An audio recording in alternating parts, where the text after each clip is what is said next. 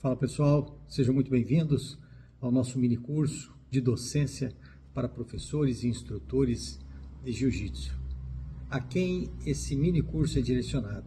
Aquelas pessoas que têm curiosidade ou têm vontade de ministrar aulas, de praticar a docência do Jiu-Jitsu e que muitas vezes têm dúvida como é que isso acontece, quais são os fatores principais a serem observados. Então nós trouxemos diversos vídeos pequenos, entre 2 e 5 minutos, tratando de cada assunto que nós entendemos de fundamental importância. O objetivo principal aqui não é nos aprofundarmos nem esgotarmos o tema, mas trazer uma ideia daquilo que nós entendemos como importante e fundamental para o exercício da docência. Então, o interessado vai encontrar aqui diversos temas, fundamentos, conceitos que ele deve levar em consideração caso ele queira realmente se dedicar a essa área da docência.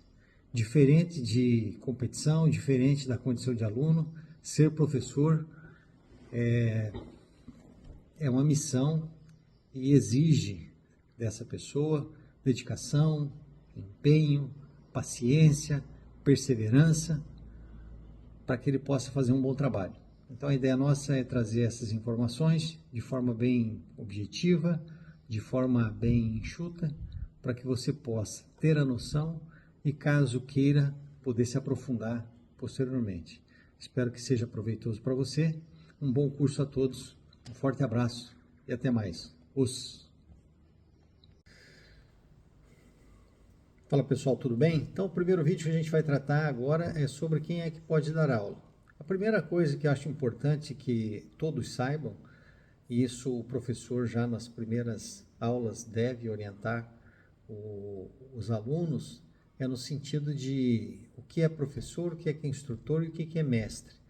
Normalmente os alunos, talvez até por influência de outras modalidades de artes marciais, costumam chamar o professor de mestre, né? Então, um ouve e acaba replicando isso, e aí tanto o aluno quanto o pai do aluno passa a chamar o professor de mestre.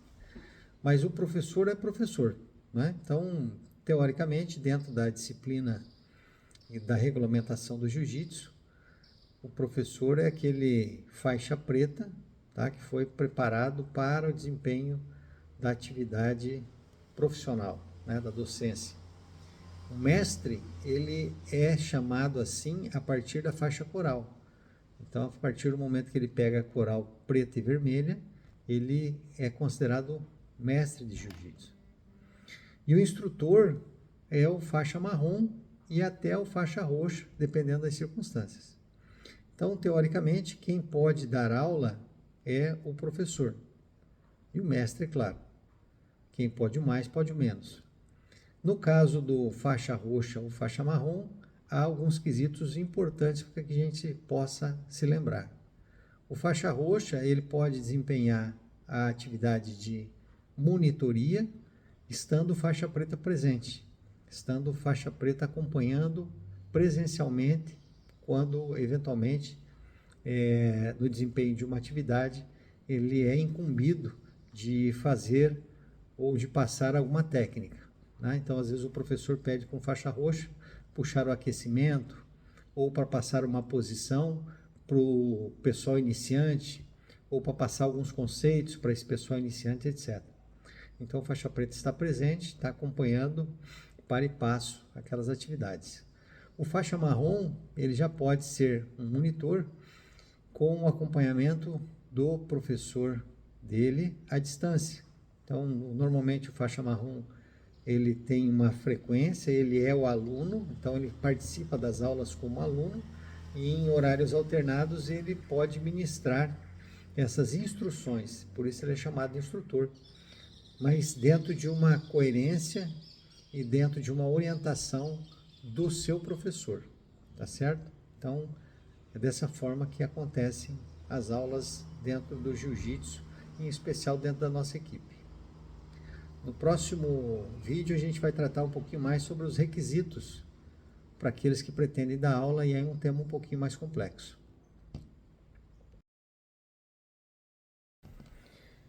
Fala pessoal, tudo bem? Então, no nosso vídeo agora, nós trataremos do segundo assunto, que é quais os requisitos para que a pessoa, né, que o pretendente à docência possa dar aula. Quais são esses requisitos, né, necessários? O primeiro requisito que a gente colocou aqui é o caráter, né? Eu sempre tratei da questão da gestão de pessoas e eu gosto muito de estudar o tema. E num desses estudos eu encontrei um especialista que falava que quando você vai contratar uma pessoa para determinada atividade, independente do conhecimento e da capacidade que ela tem, a primeira característica, a primeira qualidade que você tem que buscar na pessoa, ou seja, a primeira qualidade que você vai contratar num profissional é o caráter, porque a partir daí é que se define todo outro ou os outros resultados da atividade profissional para o qual essa pessoa é contratada. Então, o caráter ele se resume de uma forma muito importante quando você vai procurar um profissional para uma atividade para o seu filho, por exemplo. Normalmente o que se faz é buscar o histórico desse professor, desse profissional, enfim, desse ao qual você vai confiar a segurança do seu filho, por exemplo. Então, quem é a pessoa? É uma pessoa que já teve problemas com a justiça, é uma pessoa que volta e meia se envolve em confusões, é uma pessoa que posta ou compartilha coisas negativas na sua rede social, é uma pessoa que já teve problemas envolvendo alunos. Então isso é o caráter, né? Então a pessoa ser honesta, ser leal, ser uma pessoa proba, ser uma pessoa que realmente se preocupa com o profissionalismo, com o desempenho, ser uma pessoa que inspira confiança no seu cliente, né? No seu aluno. Isso é extremamente importante, porque nada pior do que uma pessoa de mau caráter, né, para comprometer não o nome só dela própria, mas quando se fala no jiu-jitsu, nós temos o nome da nossa equipe e o nome da arte marcial. E é comum, né, nós termos aí escândalos envolvendo de professores, o assédio moral, o assédio sexual, a falta de habilidade, muitas vezes chegando a problemas de natureza do tipo castigo físico, né? Então é importantíssimo saber quem é o profissional para quem está se entregando, seja a sua saúde própria, seja a segurança do seu filho. É isso que as pessoas vão buscar. E é isso que nós temos que ter, né? Então a gente tem que cuidar, porque nós seremos o exemplo dos nossos alunos. Quando a gente é aluno, a gente acaba sendo absorvido pelo anonimato. A gente fica no meio dos demais e acaba não chamando tanta atenção. Quando você se coloca na posição de professor, você está diante dos alunos e você é observado em tudo. Desde a sua postura, a sua forma de falar, se você usa muita gíria, se você usa palavrão, se você tem uma boa dicção, se você fala de forma correta os termos técnicos dentro da disciplina de jiu-jitsu, como é que está o seu kimono, se ele está limpo, se ele não está, até a forma de amarrar a faixa, ela é observada. Então isso tudo é importante porque o professor é um exemplo e a gente tem que se policiar 24 horas por dia, seja dentro, seja fora do tatame, para que a gente passe uma boa imagem, para que a gente demonstre que a gente tenha o caráter necessário para o desempenho da profissão.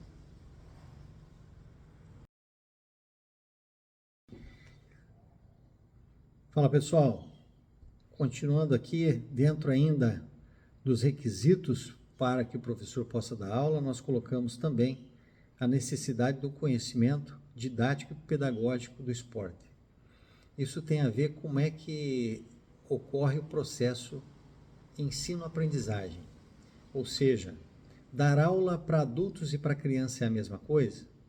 Como é que o adulto aprende? Como é que a criança aprende? Qual é a velocidade de captar o conhecimento da criança em relação ao adulto. Isso nós estamos falando em condições normais. Nós temos algumas crianças que têm um desenvolvimento dentro do seu tempo um pouquinho mais atrasado, outras crianças um pouquinho mais adiantado, mais acelerado. Nós temos alguns laudos, né? Algumas, vamos dizer assim, características específicas da criança, como o caso de criança com espectro autista, e a gente precisa entender como é que isso acontece. Então, a criança, de modo geral, ela aprende com uma menor velocidade que o adulto e ela aprende com uma repetição maior. Então, para que uma criança possa fazer, por exemplo, um golpe que seja básico, uma movimentação que seja básica dentro do jiu-jitsu, nós precisamos de um número bastante grande de repetições. Deve ser repetido até que isso esteja no automático, tá certo? O que ocorre também é que, dependendo da idade da criança, quanto menor a idade dela, menos paciência para esse número elevado de repetições e também ela tem uma expectativa sempre de coisas diferentes, né? Então ela tem uma resistência menor à rotina, diferente do adulto, que você pode impor um número de repetições maiores, você pode colocar um programa de aula igual durante um período, né, que ele se adapta com facilidade. A criança já não tem isso, então ela tem que ser estimulada a todo instante. Então a aula para a criança, ela demanda de um preparo maior, né? A gente tem que entender que você vai pedir 20 repetições, algumas crianças vão fazer as 20, outras vão fazer 10, outras vão fazer 3. E dentro daquelas 3, para aquela criança específica, está ótimo, né? Então a gente tem que entender isso também, tá? A partir de que idade isso é importante? Nós trabalhamos aqui na equipe Esparta, eu especificamente, a partir dos 6 anos. A CBJJ aceita crianças a partir dos 4 anos. Só que entre 4 e 6 anos existe uma distância muito grande nesse desenvolvimento dela, que haveria necessidade de ter uma turma específica. Então, entre 4 e 6 anos, 4 e 5, 6 anos incompletos ali, né? Nós teríamos que ter uma turma especial, né? Onde a gente faria muito educativo, muita questão lúdica, né? Então, ou seja, ensinamentos passados através de brincadeiras. Então, ela está brincando e ela está educando o corpo e a mente dela para aquele determinado desempenho futuro. Então, não há uma cobrança específica, etc. A partir de 6 anos existe uma interação maior, mas ainda assim nós temos que ter essa consciência de que a criança ainda está em fase de desenvolvimento, etc. Né? Então a criança é uma aula especial, uma aula diferente, é uma aula que exige preparo do professor, tá? É uma aula que desgasta mais o professor do que uma aula para adultos. É por isso que muitos professores não dão aula para criança, dão aula só para adultos, tá certo? E mesmo adulto também, cada adulto ele tem uma característica, né, diferente, e ele vai agir durante as aulas, ele vai agir no tatame conforme o histórico que ele tem. Eu fiz um curso de cavalaria na polícia e o instrutor sabiamente dizia o seguinte: muita gente entende de cavalo, pouca gente entende o cavalo. Se a gente for trazer para a nossa atividade do jiu-jitsu, a gente poderia dizer que muita gente entende de dar aula, mas pouca gente entende o aluno. Então, cada aluno tem uma demanda, cada aluno tem uma necessidade diferente. E o segredo do excelente ou do muito bom profissional, enquanto professor, é justamente saber identificar essa necessidade do aluno e poder passar especificamente aquilo que ele precisa para poder desenvolver o seu jiu-jitsu, tá certo? Fala pessoal, ainda dando continuidade aos requisitos necessários para o professor poder dar aula, nós colocamos aqui a necessidade do conhecimento das regras de jiu-jitsu. É um tema incontroverso, todo mundo sabe da importância, né? As regras, elas são volumosas e complexas, então elas tendem a todo ano ter alguma alteração. O cerne geral, as questões gerais, elas são importantes, elas normalmente não têm muitas modificações, mas os detalhezinhos, todo ano sai uma renovação. E para que a gente esteja atualizado, é preciso estudar. O jiu-jitsu precisa ser estudado, como qualquer outra disciplina. Então, quando a gente faz uma leitura básica lá nos livros de regras do jiu-jitsu, a gente vai ver uma série de conceitos, uma série de regras que às vezes a gente não consegue fazer uma conexão com a prática. Então aí precisa trocar essa informação com o professor mais antigo, né? Buscar fazer, hoje a CBJJ tem os cursos de regras, né? Isso é uma capacitação para o professor, tá? Porque o professor, o que ele falar, como eu disse, ele é um exemplo para o aluno. O que ele falar para o aluno terá aquilo como lei. E nada pior do que você receber uma informação furada, uma informação sem embasamento técnico, uma informação que não tem respaldo legal. Então, como eu já comentei para vocês, né, é triste quando você vai na academia, às vezes lá o professor antigo, professor já com alguns graus, fala alguma coisa básica, equivocada para os alunos, e que às vezes isso valia para quando ele era aluno há 15, 20 anos atrás, mas a regra mudou e o cara não se atualizou, então ele tem para si aquele equívoco e acaba repassando isso para os demais alunos. Isso influencia de que forma? Bom, primeiro que ele está ensinando de forma errada o seu aluno, né? Esse aluno vai replicar para outros colegas, eventualmente ele tem um amigo em outras academias e acaba, vamos dizer assim, vindo à tona o nome do professor de forma inequívoca. Outro detalhe importante é que durante as lutas, né, sejam elas dentro da academia, sejam elas, eu acredito que o maior problema está nos campeonatos, o aluno que não conhece a regra, ele tem uma dificuldade muito grande. Ele tem, eu diria assim, ele já entra perdendo. O atleta que vai disputar uma luta e conhece a regra, ele já entra com a vantagem sobre o seu oponente. Então, quem não conhece tem a dificuldade, não reconhece os termos legais para poder obter as vantagens, obter a pontuação e joga a seu desfavor. Então, não basta ser um bom atleta, ter um bom conhecimento técnico e desenvolvimento no tatame. É preciso, enquanto aluno, saber as regras também. E o aluno só saberá as regras, o básico das regras, se o professor for um estudioso e tiver a preocupação. Enquanto passa as posições, ou enquanto tem aqueles 5 minutos de resenha lá, falar sobre as regras, né, o que pode e o que não pode. Ninguém é dono da verdade. Pode acontecer de um aluno fazer uma pergunta que deixa o professor com dúvida, porque realmente o volume de regras é muito grande.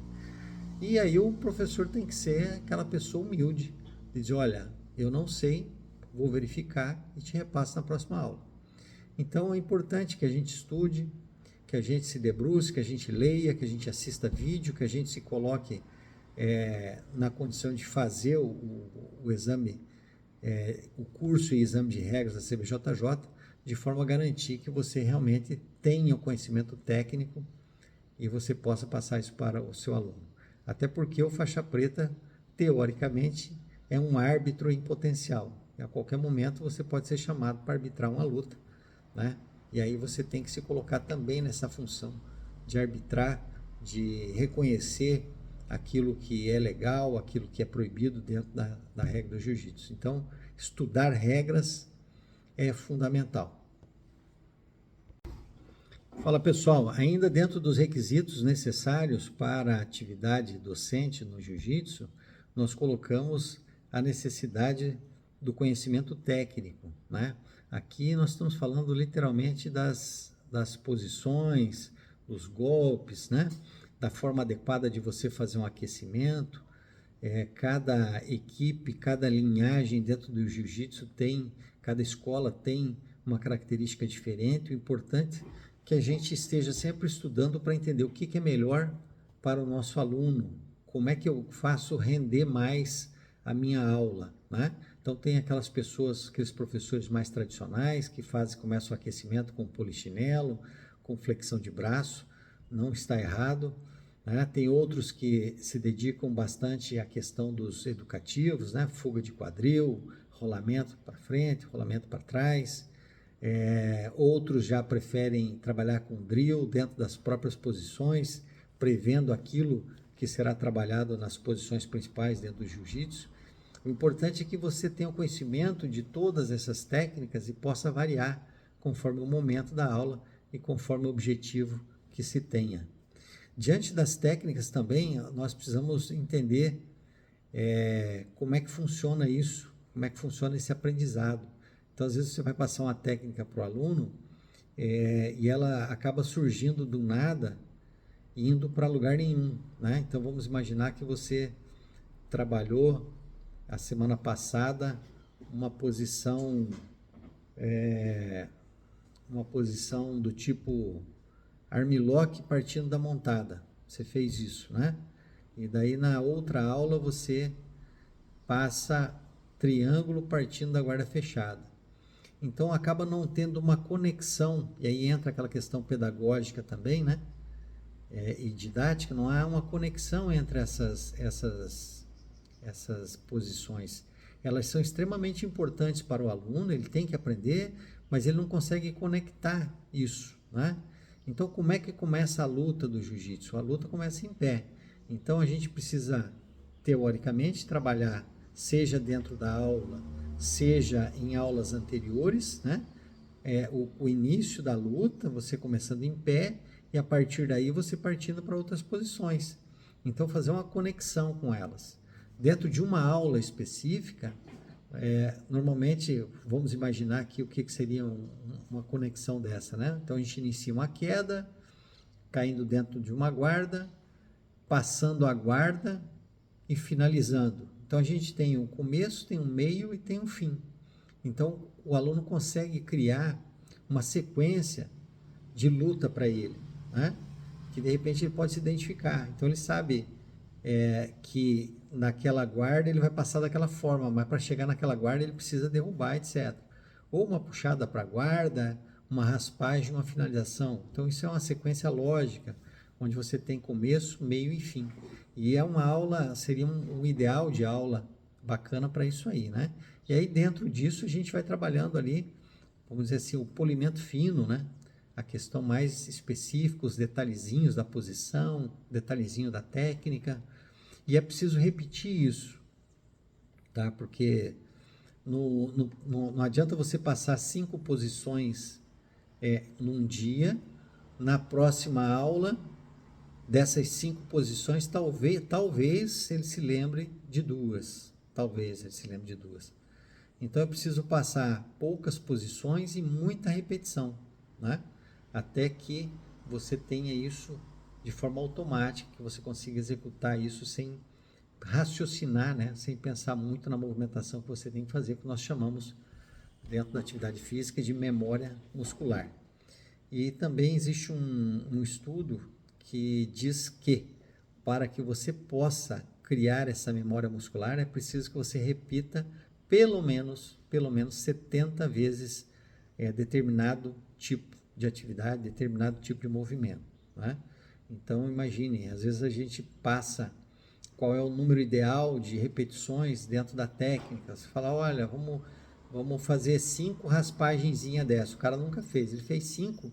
5 e nada é quase a mesma coisa, né? Aí você passa 10 minutos, tá? Ele consegue, desculpa, 10 repetições. Então, veja, precisa fazer um número maior disso aí. Então, é importante que você faça na aula em que você passa a técnica, na próxima aula você faça uma revisão dessa posição e faça uma repetição, e na próxima também, de forma que ele consiga fazer o maior número de repetições possíveis e ele consiga aproveitar isso, né? Lembrando que a gente não precisa saber 50 quedas para ganhar uma luta. A gente precisa saber uma queda que funcione bem, né? Então, a gente precisa trabalhar menos volume, menos quantidade, né, de técnicas e maior volume de repetições aí, tá certo? Fala pessoal, tudo bem? Dentro ainda dos requisitos que nós entendemos necessários ao aprendizado, ao desempenho da atividade de docência, nós colocamos aqui também as técnicas de ensino. Técnica de ensino é tudo aquilo que vem auxiliar o professor no desempenho da sua função. Manter a atenção dos alunos é importante. E como é que eu faço isso? Às vezes você vai ver que os alunos estão um pouco dispersos, às vezes o aluno está cansado, o aluno está estafado do dia a dia. Se for criança, se for adulto, como é que eu faço uma abordagem, como é que eu mantenho a atenção? Mesmo a questão, como já foi dito no vídeo anterior, a questão técnica, né, de passar a técnica propriamente dita. Qual a melhor forma de passar essa técnica? Então, a gente precisa entender que o aluno aprende por estágios. Então, eu normalmente faço, vamos dizer, dentro de uma sequência, tá? A gente faz um exercício de uma técnica do início, uma técnica do meio, uma técnica do final da posição, e depois a gente acaba juntando tudo isso para que haja uma conexão mental e o aluno entenda essa sequência, tá? Um número mínimo de repetições que eu devo passar para o aluno, no mínimo 3 vezes eu tenho que mostrar isso. Uma de forma natural e 2 demonstrando os detalhes da posição. Então vamos imaginar que seja uma puxada para a guarda fechada, uma questão bem simples. Então você vai fazer uma forma natural para ele entender o movimento, como é que acontece, e depois você vai tratando de cada movimento, ou seja, a pegada na gola, a pegada na manga, o pé no quadril, né? A questão de você entrar embaixo do eixo de gravidade, fazer a puxada, não permitindo que o seu oponente passe a sua guarda, fazendo a fechada, o controle, a postura.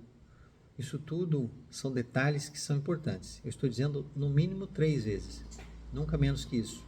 Mas pode ser 4, 5 ou mais, conforme a complexidade da posição. Então eu preciso entender isso, tá? Não adianta eu passar uma vez e achar que todo mundo percebeu.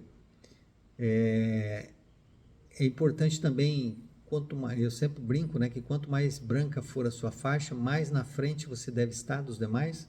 Às vezes o aluno fica acanhado, fica nas tuas costas ou num ponto em que ele não tem visão total da posição. O professor tem que ter esse controle de sala, né, no sentido de saber qual que é o melhor ângulo para que os alunos possam observar a posição. Porque às vezes ele faz com tanta naturalidade que ele fala ou ele executa achando que todo mundo entendeu. E ele tem que saber que ali tem faixa marrom 4 graus e tem faixa branca com 4 dias de aula. E ele precisa sempre nivelar isso de forma que todos possam conhecer, né? É outra dificuldade que o professor tem. Quando possível, é sempre importante separar os alunos iniciantes dos intermediários. Eu diria iniciante faixa branca, intermediários azul para cima. Assim a gente conseguiria ter uma atenção especial para os alunos faixa branca, de forma a dar os conceitos básicos, criar um fundamento, criar um suporte bom para que eles pudessem aí desenvolver a partir da faixa azul. Então, eles não ficariam tão perdidos nas aulas e também permitiria que os nossos intermediários, azul para cima, pudessem ter uma evolução. Quando você tem no mesmo ambiente alunos faixa roxa, faixa branca, faixa azul, faixa marrom e faixa branca, você tem uma dificuldade. E aí você tem que nivelar por baixo, de forma que sempre você vai estar falando pensando no faixa branca. Porque o faixa branca é o futuro da sua academia. Ele é o seu cliente mais importante dentro daquele contexto, no sentido de que se ele se sentir perdido, se ele se sentir desconfortável, se ele se sentir constrangido e não conseguir fazer, ele vai abandonar a sua aula e você vai perder um cliente. Só que, do mesmo ponto, o intermediário acaba retardando o seu desenvolvimento, porque o professor não consegue fazer isso. Então, o ideal é que você tenha dias e horários diferentes para iniciantes e intermediários. Se não for possível, tá, que você separe os iniciantes e você coloque ali um instrutor seu um faixa roxa, preferencialmente um faixa marrom, e você passe o programa de aula destinado. Então eles vão ficar numa parte do tatame fazendo um determinado tipo de aula e os intermediários ficarão na outra parte do tatame fazendo um outro tipo de movimento mais avançado, de forma a promover aí a escalada do conhecimento por parte desses alunos. Então, essa é uma questão bem importante que o professor tem que ter em mente e achar ferramentas necessárias para poder permitir que a sua turma cresça, seja ela iniciante, seja ela intermediária. Ainda dentro dos pré-requisitos necessários para o professor desempenhar uma atividade docente, nós colocamos a questão do conhecimento de primeiros socorros. Às vezes você já fez um curso há algum tempo atrás, 5, 10 anos atrás, e nós temos que ter a consciência de que aquilo que a gente conhece e não exercita acaba atrofiando. Então é preciso que a gente se atualize. Preferencialmente, todos os anos, a gente possa fazer um cursinho de primeiros socorros, seja ele presencial, preferencialmente presencial, para rever os conceitos, até porque, assim como dentro do jiu-jitsu, muita coisa dentro do atendimento pré-hospitalar, ele tende a mudar também. Um exemplo é o ressuscitamento cardiopulmonar, que nós tínhamos um protocolo há 30 anos atrás. Esse protocolo mudou já algumas vezes. Então é importante a gente saber, dentro da nossa atividade profissional do jiu-jitsu, quais são os principais traumas que o nosso atleta, que o nosso aluno pode passar. E para isso a gente precisa entender como é que acontece esse trauma e qual é a melhor forma de administrar depois que isso aconteceu. Nós somos uma atividade dinâmica, uma atividade que trabalha com, apesar de não ser um esporte com golpes contundentes, nós acabamos tendo quedas, né, que podem gerar, por exemplo, uma batida forte das costas no chão, uma parada respiratória. Nós podemos, por conta de uma queda também, ou de um movimento, de um golpe, gerar uma luxação, que é o desencaixe da articulação, ou uma fratura. Ou ainda, por um mal súbito, né, como, por exemplo, um AVC ou um infarto acontecer dentro do tatame depois de um determinado esforço. E como é que a gente identifica isso? Como é que a gente dá o melhor atendimento possível para uma situação dessa? Somente se a gente tiver conhecimento adequado, tá, do nosso conceito de primeiros socorros, os principais protocolos. Tá? Extremamente importante que você saiba, que você conheça e que você também possa repassar isso para os seus alunos, porque a vítima pode ser você. Né? Então, você pode passar mal, ter um mal súbito, você pode se engasgar por alguma situação durante o intervalo, está comendo alguma coisa, né? Você pode sofrer uma fratura e aí você vai precisar do apoio. Então, investir nessa parte é fundamental. Evita, inclusive, responsabilizações posteriores. Só para citar um exemplo, o que acontece mais comumente dentro do nosso treinamento, dentro das lutas, apesar de não ser incentivado esse tipo de prática, é quando o aluno dorme, né?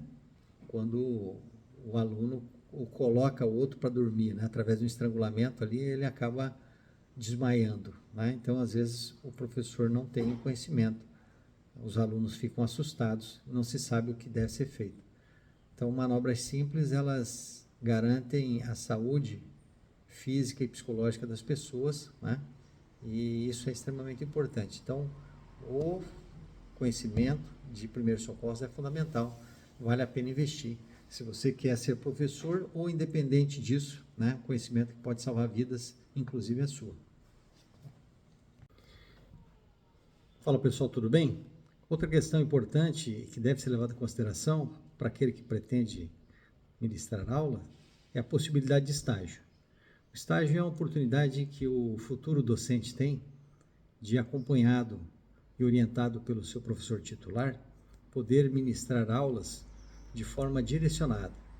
Então, seja inicialmente através de aquecimentos, posições estabelecidas anteriormente em conjunto com o seu professor, de forma que o estagiário possa treinar, possa se capacitar, tendo a segurança e a pessoa do professor como aquele que vai lhe tirar dúvida, que vai lhe passar as informações que são necessárias para que o estágio transcorra da melhor forma possível. Qualquer profissão que se faça, é obrigatório, na maioria, a realização de estágios, porque é onde o futuro profissional vai se identificar, vai verificar quais são as possibilidades que existem dentro daquele campo de trabalho, as dificuldades que ele possui em relação ao desempenho das atividades, e ele pode se profissionalizando de forma segura por conta da presença e do apoio do seu professor titular. Então, antes de assumir eventualmente e especificamente a condição de professor, eu diria que o estágio ele é primordial. Então, converse com o seu professor, inicialmente fazendo pequenos ajustes nas aulas, fazendo pequenas intervenções, como a questão do aquecimento, uma determinada posição, né? Seja para os iniciantes, seja para os mais avançados, de forma, sobretudo, a pegar segurança, ter segurança e confiança no seu trabalho, até que você tenha condições plenas de atuar de forma isolada, aí sim como professor à distância, né? Sem a necessidade da presença. Mas isso é um processo, né? Então, a formação do docente é um processo e o estágio é uma parte fundamental desse processo. Fala pessoal, tudo bem? Um outro tópico que é extremamente importante ser levado em consideração é o compromisso da aula. Muitas vezes quem está de fora, na condição de aluno, ele vendo o professor dele ministrando aula, repassando conhecimento, auxiliando os alunos ao entendimento daquela posição, vendo os alunos terem um progresso na atividade, se encantam com essa possibilidade e passam a querer aquilo, não é? Só que nós temos que lembrar que a aula é um compromisso. Uma vez assumido esse compromisso, assumida a aula, ela deve acontecer. O que pode ocorrer, e por isso a importância daquilo que nós falamos lá atrás, de você fazer o estágio, porque você se coloca na condição de professor sem sê-lo, sem um compromisso de permanência, de continuidade. O que não ocorre quando você assume a função de professor. Então, quando você é aluno, eventualmente por conta do cansaço, da estafa, ou por conta de não estar muito bem de saúde, estar com resfriado, alguma coisa, você simplesmente falta a aula. Quando você é professor, isso não acontece. Esteja frio, esteja calor, esteja chovendo, esteja você cansado, esteja você resfriado, esteja você sem qualquer ânimo para dar aula, você tem que ir e tem que fazer o seu melhor. Então, dar aula é um compromisso, é um trabalho, né? Os alunos, as pessoas, elas se comprometem com aquele horário e você, independente da situação, tem que se fazer presente, tem que estar lá para fazer o seu melhor, não é isso? Então, a gente sabe que muitos têm uma profissão que é a profissão titular e acaba o jiu-jitsu sendo uma profissão secundária. É outro dificultador. Eventualmente você trabalha em escalas, normalmente acontece muito em serviço público, mas pode acontecer no privado também, de você ser chamado para uma reunião posterior ao horário de trabalho, ou por conta de escalas, ou por conta de viagem, você tem que faltar, né? E aí você tem que ter, além do seu compromisso, você tem que ter um outro professor capacitado e compromissado contigo para cobrir esse horário. Então, não é uma coisa tão simples, né? Eventualmente, dar aula é muito bacana, né? Mas para você dar aula todo dia, você precisa ter realmente identificação com isso. Você tem que gostar muito, porque dar aula é como qualquer outra profissão, exige empenho, dedicação, conhecimento, né? Estar presente sobre tudo e fazer o seu melhor. Então, é muito importante você pensar nisso antes de assumir o compromisso e, sobretudo, fazer aquele estágio, porque é onde você vai sentir se realmente é para você ou não. Eventualmente você é apaixonado pelo jiu-jitsu, mas pode ser que você não goste ou não se adapte a dar aula, e aí é a vida que segue. O importante é que os alunos não sofram com a sua frustração. Fala pessoal, tudo bem? Nesse vídeo a gente vai tratar um pouquinho sobre o respaldo que a equipe deve dar para o professor. A nossa equipe em especial ela tem uma preocupação que o professor esteja legitimado e certificado para poder dar aula. Por isso, é importante que o professor passe por esse processo de preparação, que ele demonstre conhecimento e a gente possa, aí sim, dar o respaldo e a certificação, informando que tanto o professor quanto aquela academia encontram-se em condições de ministrar as aulas, sejam elas de jiu-jitsu, sejam elas de defesa pessoal. Isso acontece naturalmente quando o aluno faixa marrom, ele é graduado a faixa preta, porque para a faixa preta nós exigimos que ele tenha o curso de primeiros socorros, que ele tenha o curso de regras, que ele passe por estágio tanto por adulto quanto para criança, de forma que ele se apresenta muito mais preparado a assumir a condição de professor. Né? Quando é um faixa marrom, ele ainda é instrutor, ele precisa passar por esse processo para que ele possa, então, ter o respaldo da equipe. Né?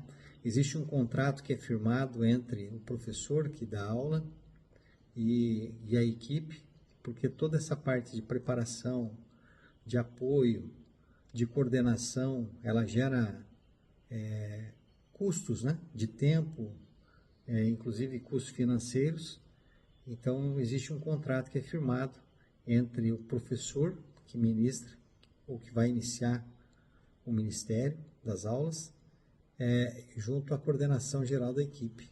Então, é preciso que seja feito esse contratinho, né, onde vai dizer quais são as obrigações da equipe para com o professor e do professor com a equipe. Então, é importante se informar como é que funciona, quais são as características, quais são os custos financeiros e os custos operacionais para a implementação.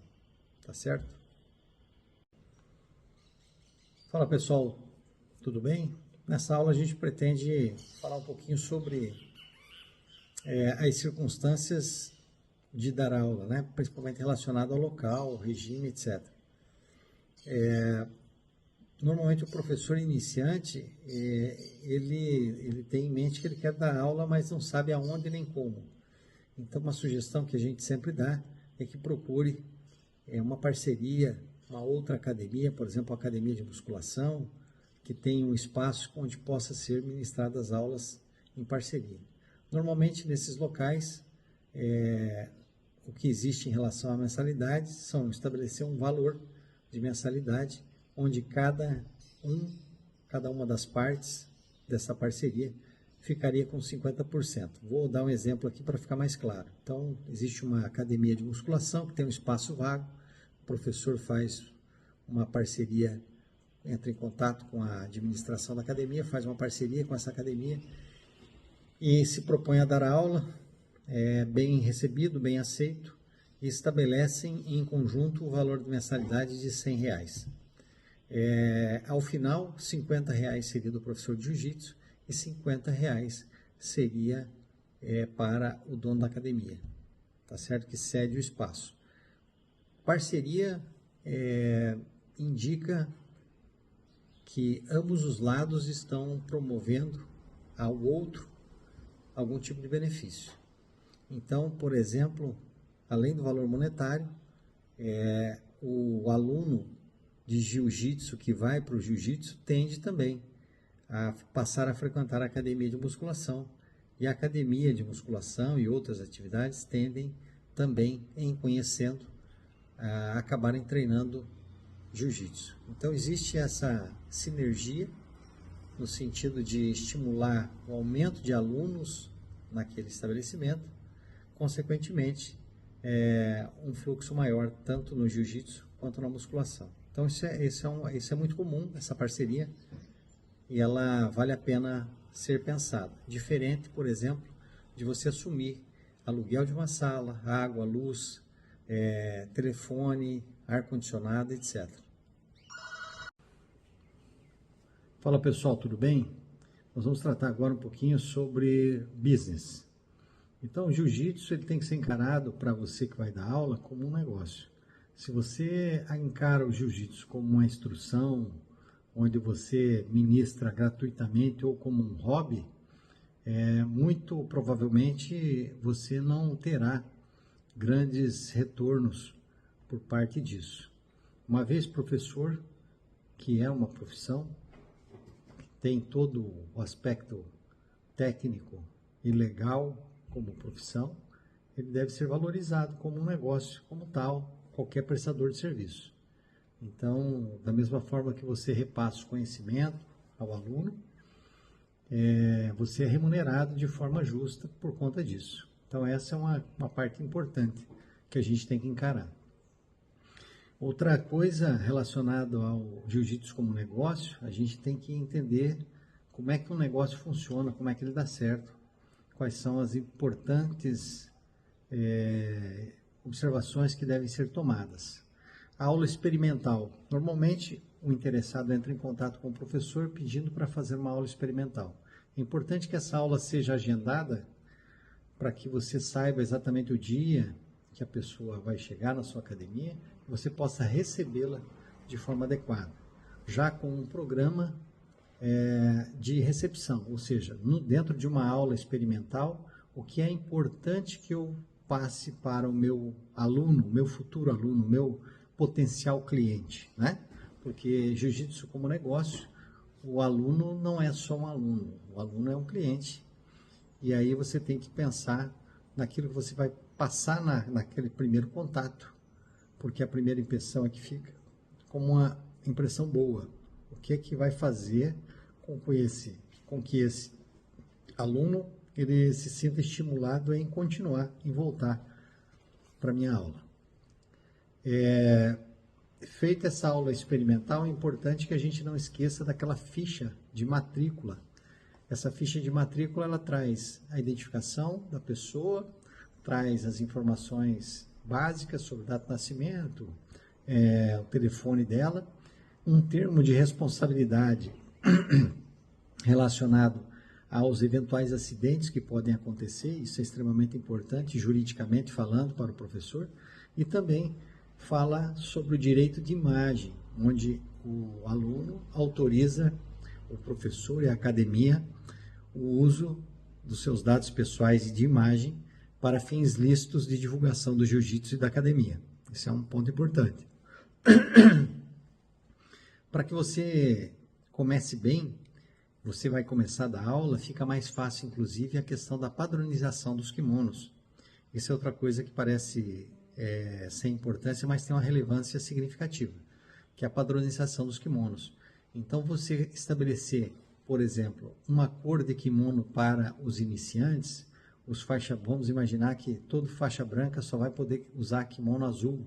Isso é bacana porque a turma fica uniformizada, e uma turma uniformizada, ela dá um caráter de organização, ela dá a impressão de seriedade, de profissionalismo. Isso faz a diferença na hora do aluno escolher a sua academia, dele voltar para trabalhar. Então, padronizar kimonos é fundamental. Com os pets da equipe, né, claro, porque eventualmente vem alguém lá de outra academia, você pode até deixar 1 ou 2 dias ali, mas você tem que impor que você precisa dessa padronização que se faz obrigatório, assim como as outras grandes academias fazem, né? Então, a gente precisa estabelecer padrões também. Aquilo que se relaciona às turmas iniciantes, né, e às turmas intermediárias, nós já conversamos num vídeo anterior. Se você tiver essa possibilidade de ter horários pré-estabelecidos para um e para outro, vai facilitar em muito a sua didática, sobretudo a evolução de cada turma dessa. Atletas, você ter atletas na sua equipe, você vai perceber que nem sempre agrega muito valor, porque o atleta tem um ritmo e objetivos diferentes de 99% da sua turma. Normalmente as turmas que estão lá, as pessoas que estão, elas estão procurando qualidade de vida e saúde, elas estão procurando condicionamento físico, elas querem fazer o jiu-jitsu como uma arte marcial, como um esporte, como um hobby, mas não tem interesse em serem competidores. Eventualmente, claro, um ou outro campeonato, mas não ser um competidor profissional. E o competidor profissional, eventualmente, ele traz muitas dificuldades para você enquanto professor, porque exige uma atenção especial, atenção essa que nem sempre você vai ter para poder acompanhá-lo nisso. E entender que os adultos e as crianças, eles têm formas diferentes, como eu já falei para vocês antecipadamente, de aprendizado, e se empenhar nisso. Se você vai dar aula para criança, então se prepare, porque é um público diferenciado, é um público que precisa de uma atenção específica, é um público que precisa ter uma aula dinâmica diferente dos adultos aí, tá certo? Fala pessoal, nós vamos falar agora sobre a aula enquanto parte técnica do jiu-jitsu, tá? Então, como nós tratamos o nosso jiu-jitsu como um negócio, então a gente tem que ter em mente que uma hora aula é uma hora aula, né? Aquelas aulas de 2 horas, 1h30, ela não se enquadra e a gente acaba perdendo possibilidades com isso.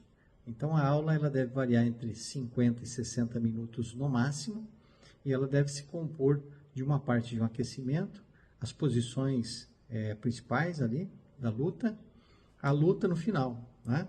Em se tratando de criança, normalmente a gente termina com uma brincadeira. Então, a sua aula precisa ter, dentro desses 50 minutos, um começo, um meio e um fim, um objetivo final, né? A divulgação do programa de aula, seja ele mensal, seja ele semanal, é importante para que o aluno saiba quais são as posições, o que se vai trabalhar, quais são os conceitos e fundamentos que você vai trabalhar durante aquele mês ou durante aquela semana. Aí ele se prepara melhor, ele busca eventualmente até se empenhar mais, buscando conhecimentos que possam agregar naquela aula. Sempre que possível, a nossa aula ela deve começar em pé, assim como as lutas começam em pé. No início, quando os alunos são recém-chegados, existe uma preocupação por parte do professor por conta de se machucarem, por não saber cair. Então, o fundamento de queda, ele tem que entrar já nas primeiras aulas, ou seja, as bases para você cair sem se machucar, elas são fundamentais para antecederem essa luta em pé. Mas todas as vezes que você for começar uma luta, preferencialmente faça de pé, porque ele precisa se adaptar com essa condição, porque é o que ele vai encontrar, seja na defesa pessoal, seja no campeonato, nas lutas em outros locais. Outro detalhe importante é que a aula ela não deve assustar o aluno, né? A aula deve ser desafiadora e não assustadora. Eventualmente um aluno recém-chegado, se ele não tiver uma atenção do professor, isso eu já falei, mas é importante ressaltar, o aluno mais importante é aquele recém-chegado, porque se ele não for bem recepcionado, ele não fica, ele vai embora. E por que ele vai embora? Porque ele não se sente à altura daquilo que está sendo feito. Ele se sente eventualmente até constrangido. Imagine um médico que nunca fez jiu-jitsu, ele chega na tua academia, ou um promotor de justiça, um advogado, ou um empresário, e aí você diz o seguinte, olha, agora nós vamos fazer fuga de quadril deitado. E aí ele tem que se colocar numa posição que ele não está acostumado, que ele se sente constrangido e se arrastar pelo chão sem conseguir executar da forma adequada aqueles movimentos. E se você o insere de qualquer forma nesse contexto, ele se sente assustado literalmente e ele não vai ficar. Então, quando você começa a falar sobre posições, você tem que lembrar sempre que existem ali os iniciantes e os intermediários, a não ser que você tenha essa divisão de turma para facilitar. Então você vai chegar para um iniciante, não para ele diretamente, mas durante uma aula, falar, olha, hoje nós vamos fazer o birimbolo.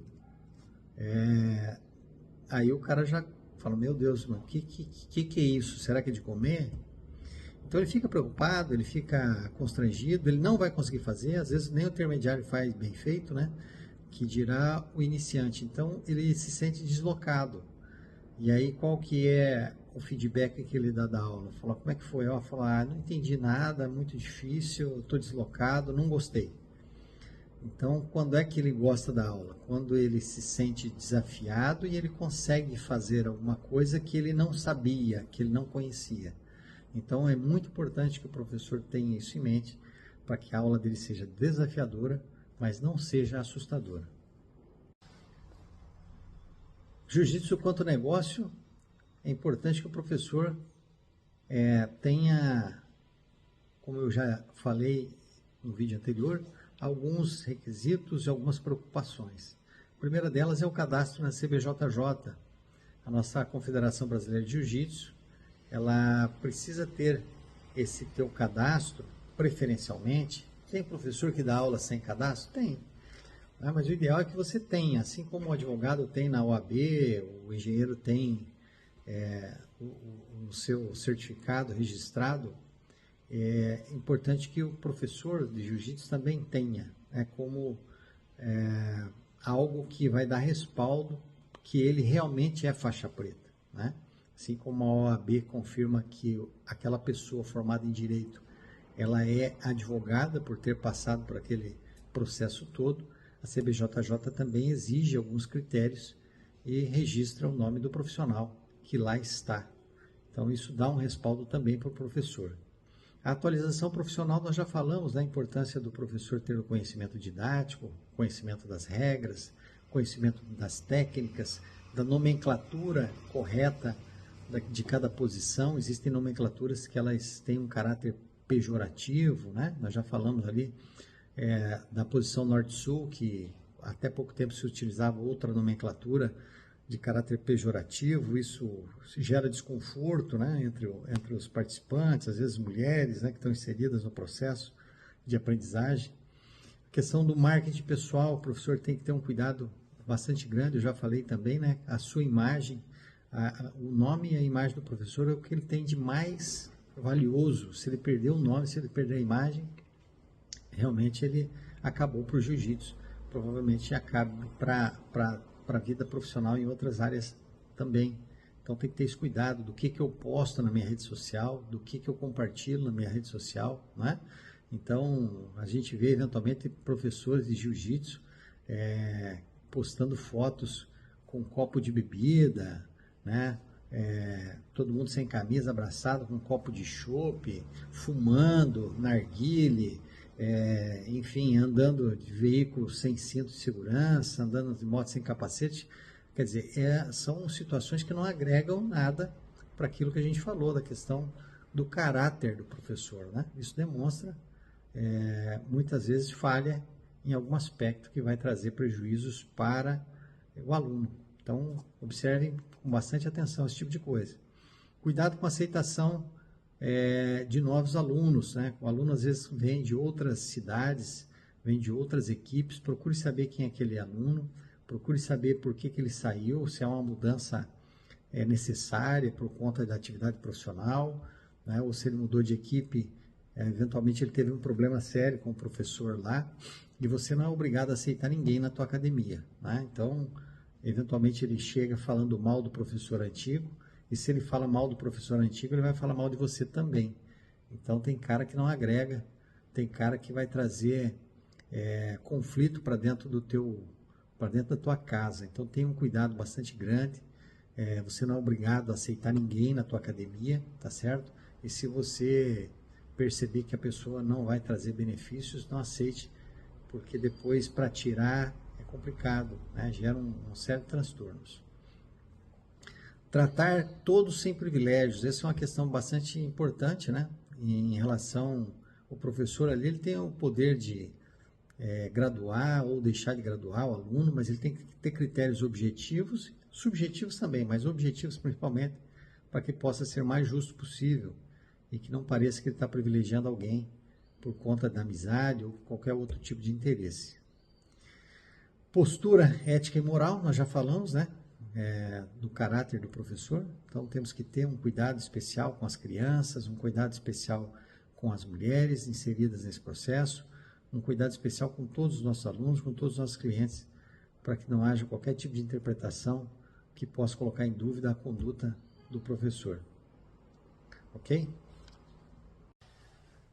Fala pessoal, tudo bem? Nessa parte vamos falar nesse vídeo sobre a questão financeira da academia, do novo professor, que às vezes pela empolgação de dar aula ele acaba esquecendo da importância da organização do sistema financeiro da sua academia. A primeira orientação que eu daria para você que pretende dar aula é ter um CNPJ, seja no seu nome, seja no nome da sua esposa, mas para que você possa, eventualmente, adquirir mercadorias, eventualmente também poder emitir nota fiscal, e sendo uma CNPJ, sendo uma empresa, né, um MEI, por exemplo, você tem uma série de benefícios e de segurança jurídica também, por conta desses pagamentos que vão entrar na sua conta, né? Então, isso vai incidir imposto, inevitavelmente você vai ter que pagar, então que seja através de um MEI, de uma organização, porque eventualmente vai chover de Pix na sua conta e aí depois para você justificar isso para a Receita não é difícil, mas é trabalhoso, é complicado, tá? Então a melhor forma é abrindo um CNPJ. Estabelecer controle de quem frequenta as aulas, quem vai na sua aula, quantas vezes vai na sua aula, quem eventualmente está em dia com o pagamento da sua mensalidade, até que dia você estabeleceu para esse pagamento. Isso tudo é importante. Ter pacotes para quem vai pagar mensalidade por mês e pacotes diferenciados para quem vai pagar anual, né? Então, paga o anual no cartão, você tem um benefício de um desconto. Isso tudo é importante para agregar valor ao seu trabalho no jiu-jitsu enquanto negócio, tá? Outra situação importante é que o professor, às vezes, ele quer fazer tudo. Então, ele dá aula coletiva para criança, para adulto, eventualmente ele vai ministrar algum personal, e aí ele quer fazer a parte também de controle financeiro, controle administrativo, e aí ele não consegue fazer nada bem. A melhor coisa é você terceirizar, seja para sua esposa, para um filho, para fazer essa parte do controle financeiro, e você, professor, ficar só com a parte didático-pedagógica, técnica do jiu-jitsu.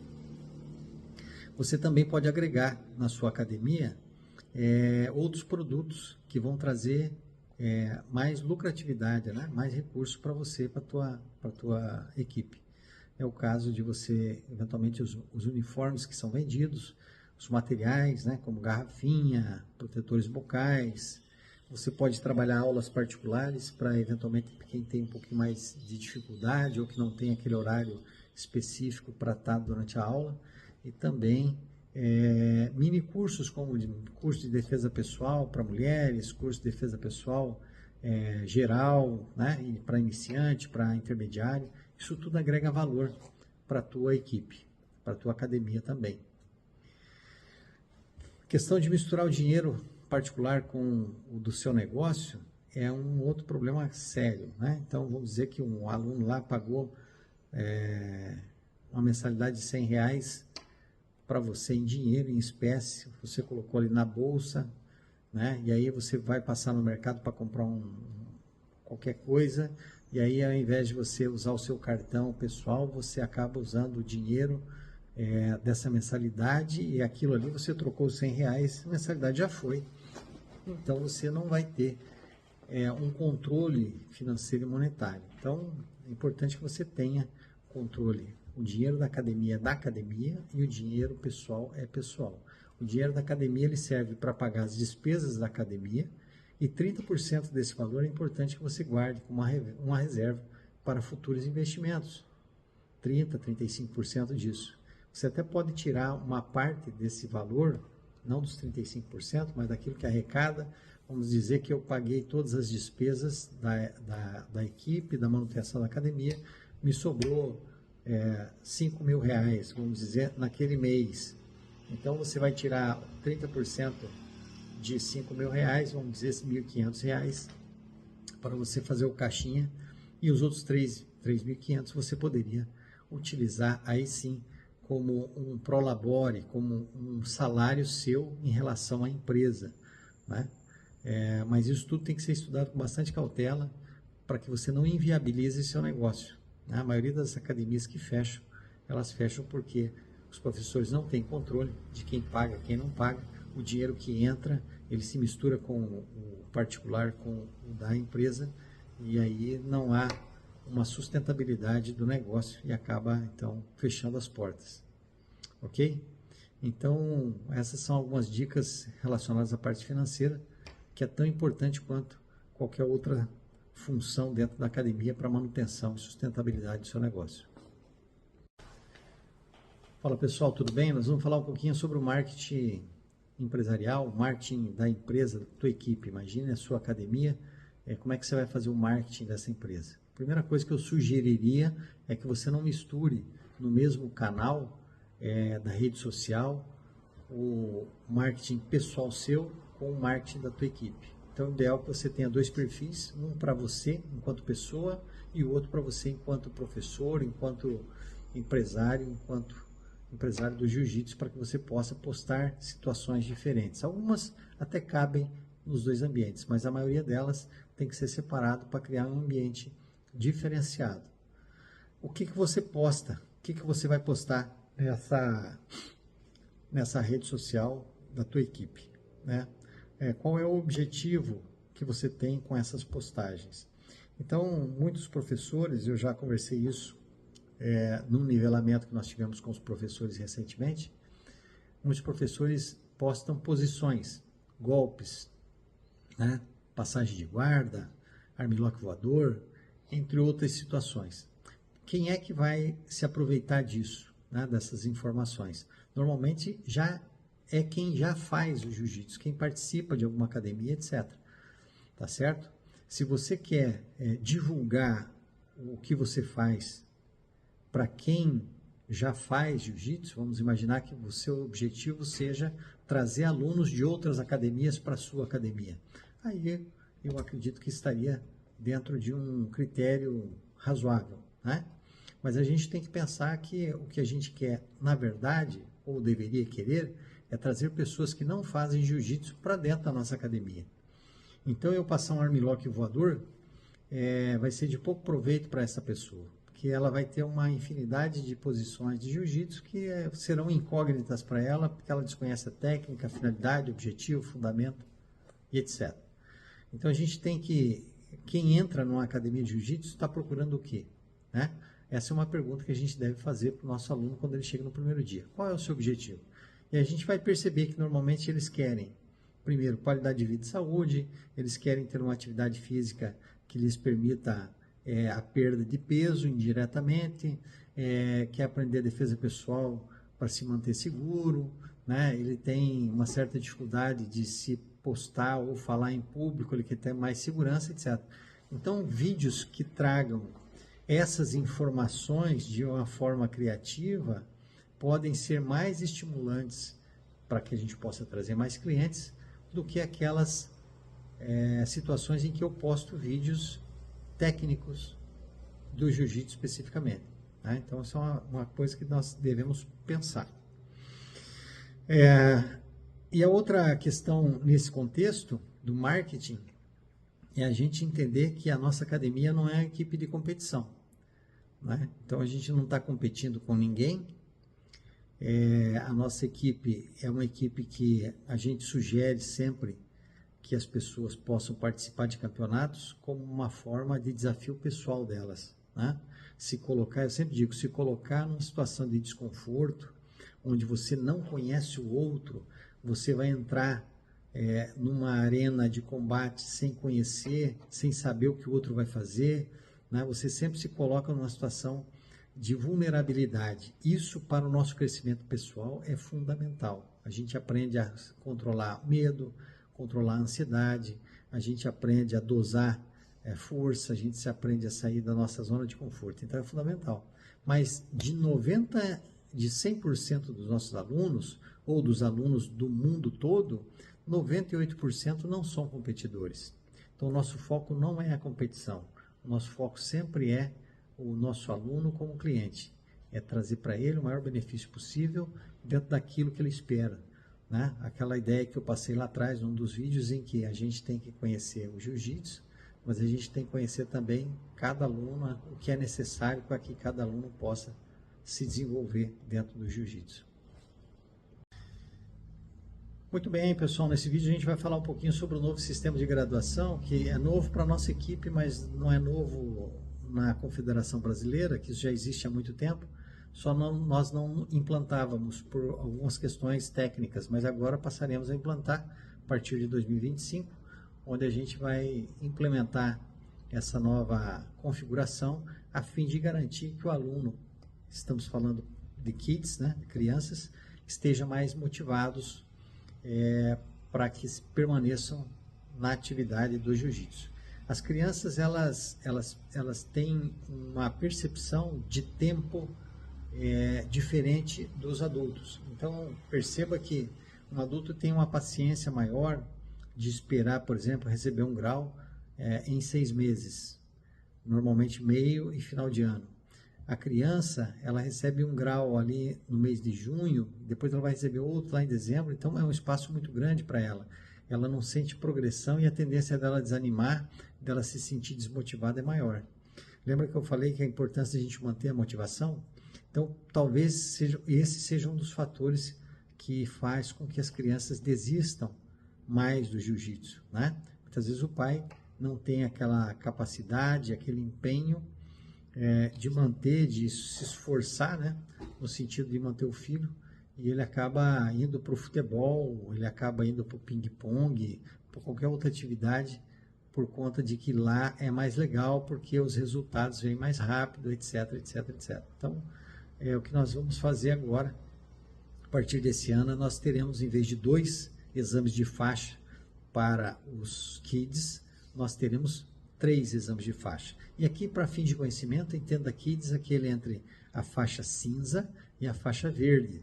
Tá? Por mais que o cara tenha 15 anos, ele treine com os adultos, ele já é faixa verde, treina com os adultos, para fins de graduação, a gente vai considerar ele como kids, só para fim de entendimento, ok? Então, serão 3 exames. Um exame em abril, o outro exame em agosto e o outro exame em dezembro. E aí a gente vai poder graduá-los nessas 3 oportunidades. Isso diminui o tempo, aumenta a motivação da galerinha lá, tá certo? E o que muda? Nós tínhamos aplicação só das faixas lisas, a faixa cinza, amarela, laranja e verde, faixa lisa. E a CBJJ, ela prevê a aplicação de 3 faixas por cor, com exceção da branca. Então, quando ele sai da branca 4 graus, ele vai para cinza, ao invés de ele pegar a cinza lisa, ele vai pegar a cinza com a faixa branca no meio, né? Aquele friso branco no meio.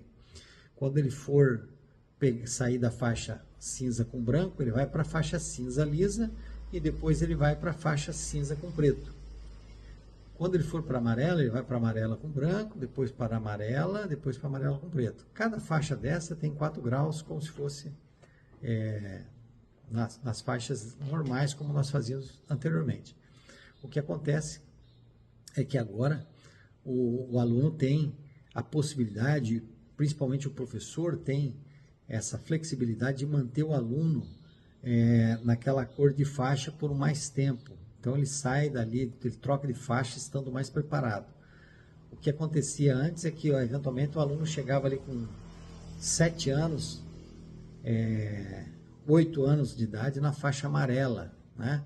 Então ele chegava muito cedo na faixa amarela, e aí quando ele ia para um campeonato, por exemplo, ele pegava um outro faixa amarela lá de 12 anos, às vezes por conta de não ter na mesma categoria, então a diferença técnica era muito grande.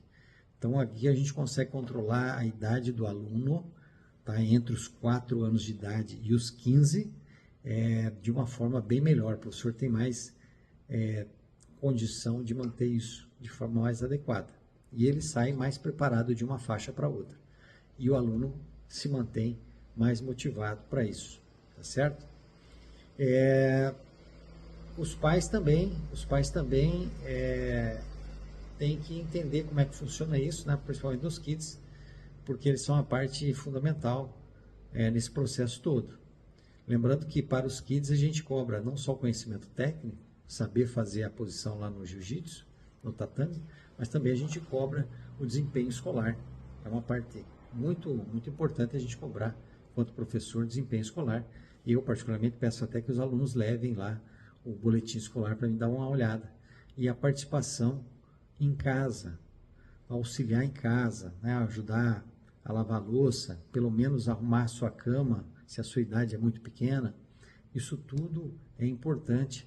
Então, esse parecer do pai positivo na hora da graduação é importante.